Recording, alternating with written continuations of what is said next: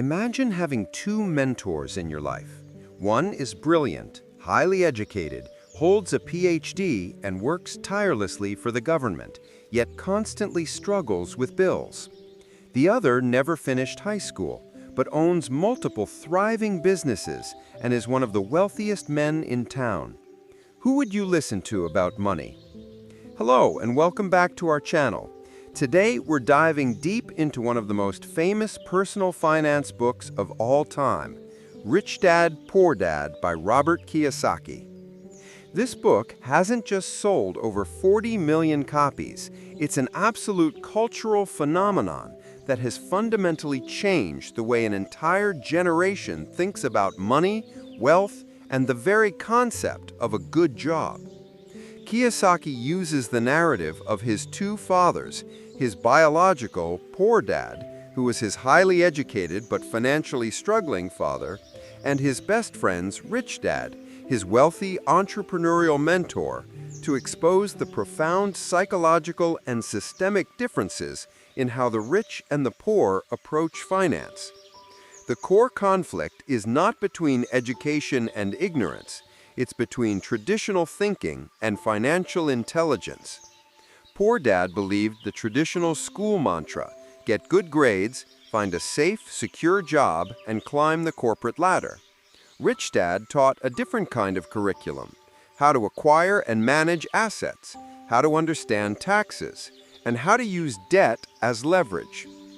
In less than 10 minutes, I'll take you through the 5 most disruptive and important lessons from Rich Dad, Poor Dad. These lessons will show you how to shed outdated, limiting beliefs, how to think differently about money, assets, and the path to genuine financial freedom. Stay with me until the very end because I'll also share one simple exercise you can start today, yes, today, to practically apply these lessons and move yourself closer to financial independence. And hey, before we dive in, let me know in the comments, what's one financial habit you wish you could improve this year? Maybe it's saving, maybe it's investing, or maybe it's finally getting out of debt. I'll be reading through and replying to as many as I can. Lesson 1. The rich don't work for money. Kiyosaki's first lesson is simple but absolutely powerful. The rich don't work for money. Instead, they make money work for them. This concept flies in the face of everything we're taught.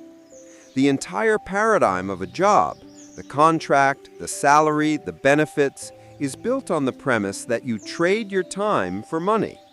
Poor Dad firmly believed in job security and working for a paycheck. His mantra was, study hard so you can find a good company to work for. Rich Dad, however, saw this as the rat race. A steady paycheck creates just enough fear and greed, the fear of not having enough and the greed for a little more, to keep people trapped in a cycle. You get paid, you spend more, lifestyle inflation, and you need the next paycheck just to maintain your current position. The employee is forever dependent on the employer. Rich Dad's focus was completely different. His goal was to build assets that generate income, like businesses and investments, whether that's real estate, stocks, or intellectual property. Kiyosaki calls this getting off the rat race, a shift from being a resource, an employee, to owning the resources, the assets. The key takeaway here is not that having a job is bad, but don't just chase a salary. Use your salary as temporary fuel to focus your real energy on creating streams of income that grow without your constant physical effort. This is the distinction between active income, trading time for money, and passive income, making money while you sleep. The rich prioritize the passive. Lesson 2. Financial literacy is essential. One of the biggest, most glaring differences between the rich and the poor, Kiyosaki argues, is financial literacy. And let's be clear, financial literacy isn't about complex calculus or knowing the intricacies of the global market. It's about understanding the language of money, the fundamentals of accounting, investing, and the law. As Kiyosaki points out, it's not how much money you make that matters. It's how much you keep and how hard that money works for you. Many high-income professionals, doctors, lawyers, engineers, earn massive salaries but live paycheck to paycheck because they lack basic financial literacy.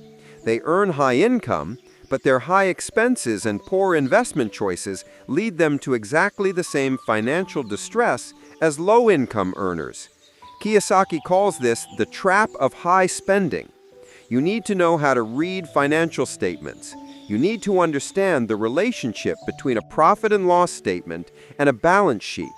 This knowledge is what allows the rich to strategically acquire assets and leverage debt, while the financially illiterate often use debt to buy liabilities, digging themselves deeper into the rat race. Schools may teach you chemistry or history, but they fail to teach the subject most critical to your adult life, the rules of money. Learning financial literacy is not a chore. It is one of the most valuable, high-leverage skills you can ever develop because it puts you in control of your financial destiny rather than leaving it up to banks, employers, or economic luck. This is your personal financial education, and it's entirely your responsibility. Lesson 3. The true definition of assets versus liabilities. If there is one concept to engrave in your mind from Rich Dad, Poor Dad, it's the distinction Kiyosaki makes between assets and liabilities. The definition he uses is brutally simple and profoundly revealing. Assets put money in your pocket. Liabilities take money out of your pocket. This is where Kiyosaki disrupts conventional wisdom, particularly around home ownership. A house, for example, is almost universally considered an asset, and for banks it is. But for the homeowner, if it's draining you monthly with mortgage payments, property taxes, maintenance costs, and insurance, Kiyosaki argues it is acting more like a liability disguised as an asset. It may have potential for appreciation, but its daily effect is to take money out. The rich focus intensely on buying and building true assets, things that generate income, regardless of market speculation. This could be a rental property that cash flows, a stock portfolio that pays dividends, or a business that sells a product. The poor and middle class, conversely, focus on piling up liabilities, the expensive car, the large home financed by debt, and consumer debt, all of which suck cash out of their balance sheet. The path to wealth is simply acquire assets that fund your liabilities. And if you're finding these lessons helpful, make sure to hit subscribe. Every week, we break down powerful books like this to help you grow your wealth and mindset. Subscribing is a tiny, atomic habit that compounds your personal growth. Lesson 4. Mind your own business. This lesson does not mean you need to quit your job tomorrow to open a lemonade stand. Kiyosaki is pragmatic. Your day job is your income, and it pays the bills. However, Rich Dad's lesson is that you must always be mindful of your own business, which exists separately from your employer's business. Your job pays the bills, but your side business builds wealth. Most employees work hard to make their employer rich, helping grow the company's assets, not their own. Kiyosaki encourages everyone to keep their day job for stability, but use their after-hours focus and disposable income to build their own column of assets. What does minding your own business look like?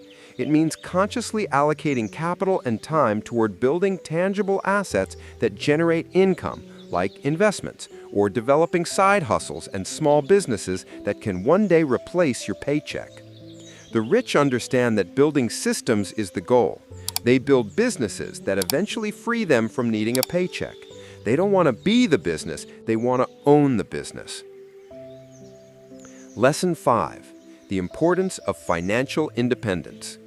Kiyosaki's ultimate goal and the destination of the entire book is financial independence. Many people mistake financial independence for being a multimillionaire, but Kiyosaki gives a technical, practical definition. Financial independence is the point where your assets produce enough income to cover your monthly expenses. Let's look at the math. If your total monthly living expenses, mortgage, food, bills, lifestyle, are, say, $5,000, and the passive income generated by your assets, rental payments, dividends, business profits, is $5,001 or more, you are financially independent. At that stage, you no longer work for money. Money works for you. Your time is no longer a commodity you are forced to sell. This is the true definition of freedom, having the power to choose how you spend your time. It's not about endless consumption. It's about having the security to weather economic downturns, the freedom to pursue passion projects, and the ability to dictate your own working hours. Kiyosaki views this pursuit of independence as the most noble financial goal one can have. It is the ultimate escape from the rat race. So let's recap the 5 key lessons from Rich Dad, Poor Dad. The rich don't work for money. They create assets that work for them. Financial literacy is essential. Learn the language of money, cash flow, and accounting. Focus on building assets, not liabilities. Assets put money in your pocket. Liabilities take money out. Mind your own business. Grow your independent assets and systems on the side. Aim for financial independence, where passive income exceeds expenses. Remember, wealth isn't just about working harder. It's about thinking differently about money and challenging the outdated rules taught by the poor and middle class. Now for that one simple exercise I promised you. Grab a sheet of paper and draw a simple T account. On the left, list everything you consider an asset and the monthly income it generates.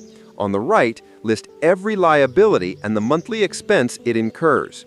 This simple act of tracking your cash flow, as Kiyosaki advocates, is the first step in knowing exactly where you are and how to restructure your life to move cash into the asset column. If this video gave you new insights, hit like, comment below which lesson resonated most, and share this with a friend who needs to hear it. And don't forget to subscribe to Mindshift Book Summaries for more powerful lessons every week. Thanks for watching, and remember, the poor work for money, but the rich make money work for them. Master your cash flow, master your destiny. See you in the next video.